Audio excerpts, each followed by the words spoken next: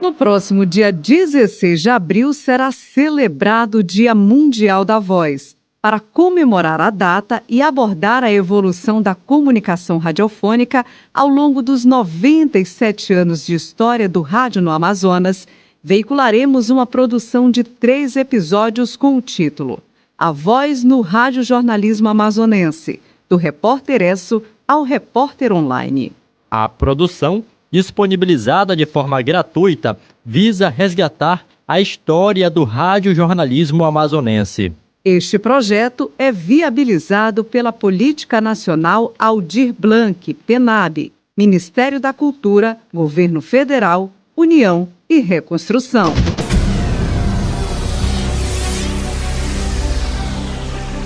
Em artigo de mestrado defendido na Universidade Estadual de Ponta Grossa, no Paraná, em março de 2020, os pesquisadores Abinoam Santiago e Paula Melanie Rocha identificaram que 5 anos depois da primeira transmissão de rádio no Brasil, ocorrida em 1922, no Rio de Janeiro, os povos da Amazônia tiveram o primeiro contato com o rádio. O fato ocorreu em abril de 1927, com o pioneirismo do então governador do Amazonas, Efigênio Salles, que tentou reviver o apogeu do próspero ciclo da borracha, através da divulgação de indicadores econômicos, entre eles cotações e valorização de produtos naturais nas bolsas internacionais e taxas de câmbio externa e interna. A estratégia não durou muito tempo. Em 1929, uma crise grave atingiu as finanças estatais e resultou no fechamento do sinal da Voz de Manaós pelo governador mineiro Efigênio Salles. Um ano depois, em 1930, ele deixou o governo. A história mostra que, após isso, o Amazonas ficou sem nenhuma emissora por quase 9 anos.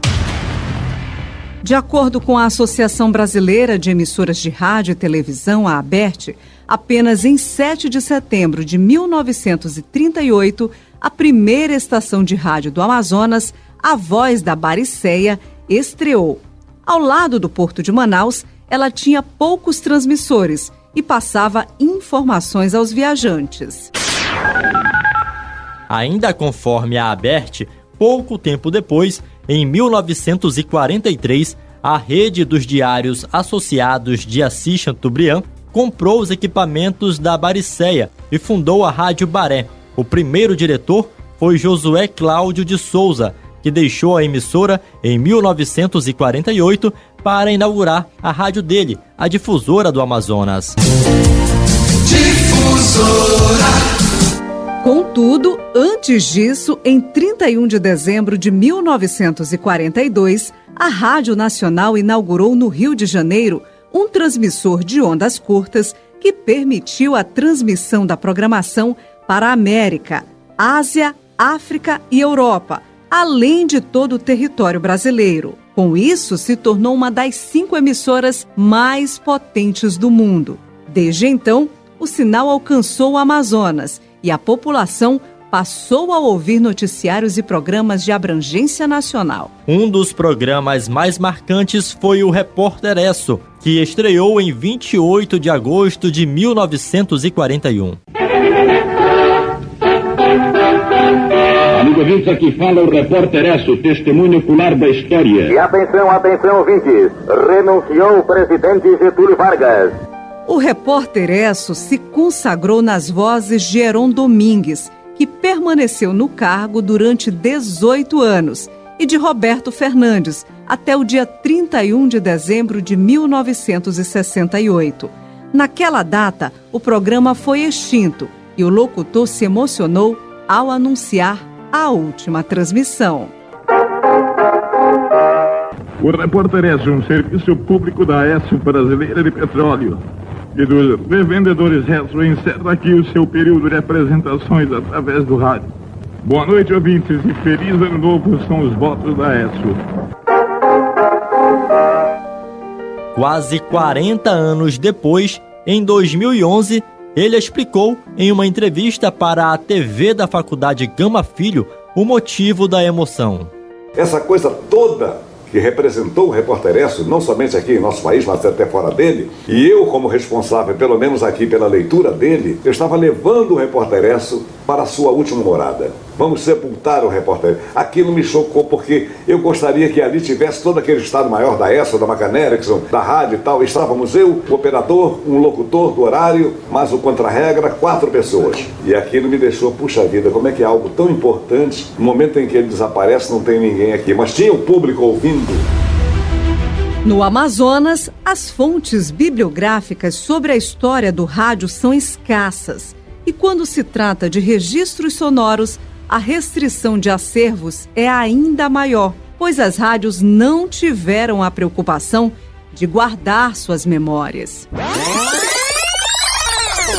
Depois da Baré e da Difusora, Manaus teve a inauguração da Rádio Rio Mar AM no dia 15 de novembro de 1954, com proposta de programação inovadora para a época, devido à programação musical diferenciada e à criação de um departamento de jornalismo próprio. Esta é a Rádio Rio Mar de Manaus, Amazonas, Brasil. ZYH 286, frequência de 1.290 kHz, que neste momento inicia suas atividades de mais um dia.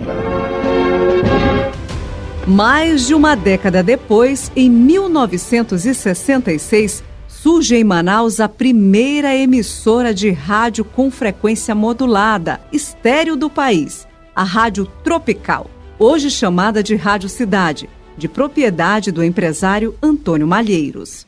99,3 Sucesso em primeiro lugar. Cidade, Manaus, Amazonas. Quase 20 anos depois, em 29 de março de 1985, nasceu a Rádio Amazonas FM, com equipamentos básicos, porém funcionais. O primeiro gerente da estação foi Ronaldo Tiradentes, que apresentou o programa Clube do Rei. Após 15 anos, ele passou a ser concorrente. Em 2003, Tiradentes conseguiu concessão para transmitir o sinal da Central Brasileira de Notícias, CBN, e fundou a Rádio CBN Manaus. Hoje, a emissora se chama Rádio Tiradentes.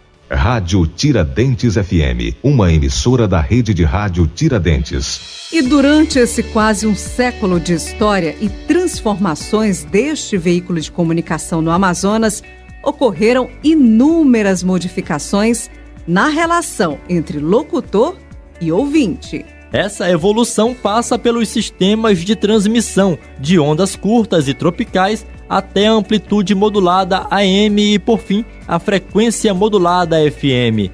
Contudo, as mudanças vão muito além disso e também moldam padrões de apresentação, de consumo e de tecnologias para a recepção de conteúdo através da internet.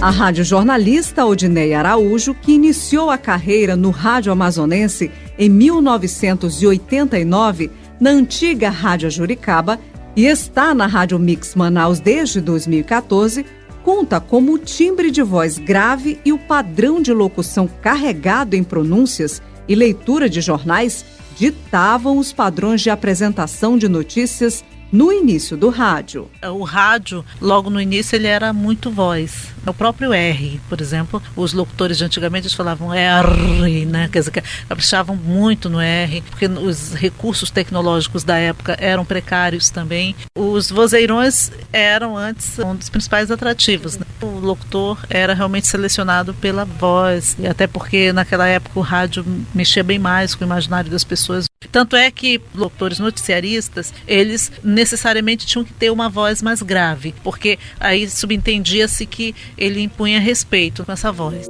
Já o radialista Eduardo Silva, que iniciou a carreira na Rádio Cidade Tropical em 1985 e há 37 anos trabalha na Rádio Difusora do Amazonas, cita algumas das transformações tecnológicas que impactaram o modo de fazer e consumir o radiojornalismo. Eu lembro que o papai dizia o seguinte, isso também o pessoal no interior falava muito isso, que em função de tanto fio que nós colocávamos em cima para poder sintonizar melhor, uns 10 quilômetros de distância, se começasse a se formar uma tempestade, toda a gente aqui já estava sabendo, porque começava a dar aquela chiadeira, né? Aí papai falava para a mamãe, tira a roupa porque vai chover. Não dava outra. Então era o nosso serviço meteorológico também. Naquela época, poucas famílias tinham telefone. Era quase o preço de um carro. Eu, para comprar o meu primeiro telefone, quase que eu vendo a casa. Mas foi uma nota preta que eu tive que pagar para ter a minha primeira linha telefônica lá em casa, inclusive com fax, para facilitar receber o material logo mais cedo. Aí eu já vinha para a rádio, já vinha com alguma parte do material já pronto. Já não era aquele corre-corre. Mas agora não, agora a coisa melhorou e melhorou bastante, porque, apesar de ter mudado o tipo de transmissão do rádio, mas agora é por satélite. Agora vai lá em cima, aí desce direto onde você estiver. Isso é o quê? Tecnologia. Melhorou e melhorou muito. Nós podemos nos dar como privilegiados de estar vivenciando esse momento agora. Hoje em dia, tu pega o celular, pá, já está na emissora, tem até os aplicativos prontos, tu está na emissora que tu quiser, ou então tu vai para o YouTube. Isso é o avanço tecnológico que nos ajuda e ajuda muito a cada vez mais nós estarmos mais próximos dos nossos ouvintes. Nesta produção, houve uma breve contextualização histórica do rádio no Amazonas, com introdução ao processo de modificação na produção e consumo de conteúdos. Contudo, já foi possível notar que a maioria das vozes mais conhecidas da comunicação radiofônica estão no ar há mais de 30 anos, o que denota baixa renovação no estoque de locutores. No segundo episódio da série, você vai conferir a análise de profissionais sobre esses 97 anos de transformações no rádio amazonense. Produção, edição e apresentação: Gessilene Salles e Bruna Elander. Este projeto é viabilizado pela Política Nacional Aldir Blanc, PNAB, Ministério da Cultura, Governo Federal, União e Reconstrução.